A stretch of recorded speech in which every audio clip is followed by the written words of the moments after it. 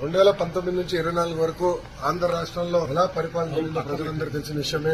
ఆనాడు ప్రతిపక్ష నేత కానివ్వండి, ప్రజాప్రతినిధులు కానివ్వండి, ఇతర పార్టీ నాయకులు మేమందరం కూడా ప్రజల తరఫున ప్రజల సమస్యలపైన పోరాడాలని వెళ్ళినప్పుడు అడుగడుగునా మమ్మల్ని ఇబ్బంది పెడతాం జరిగింది.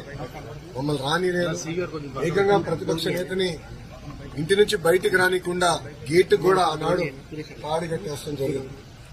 మేము ప్రెస్ మీట్ లో గత ప్రభుత్వాన్ని నిలదీస్తే కావాలని మా పైన కేసులు పెడతాం కానివ్వండి, ఏకంగా మా పార్టీ ఆఫీస్ పైన దేవాలయంగా భావించే తెలుగుదేశం పార్టీ కేంద్ర కార్యాలయం పైన దాడి చేశారు, గన్నవరం పార్టీ ఆఫీస్ పైన దాడి చేశారు. ఇట్లా ప్రతిరోజు ఒకరిని జైలుకి తీసుకెళ్తాం, మా పైన దాడులు చేస్తాం. అదే జరిగింది.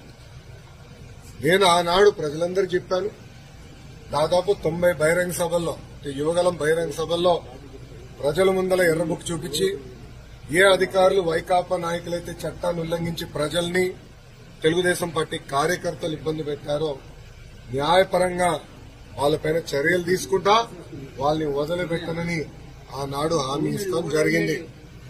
మొన్న కావాలని ఒక దళితుడిని కిడ్నాప్ చేసి కేసు విత్డ్రా చేయించారు ఇక్కడున్న మాజీ శాసనసభ్యుడు.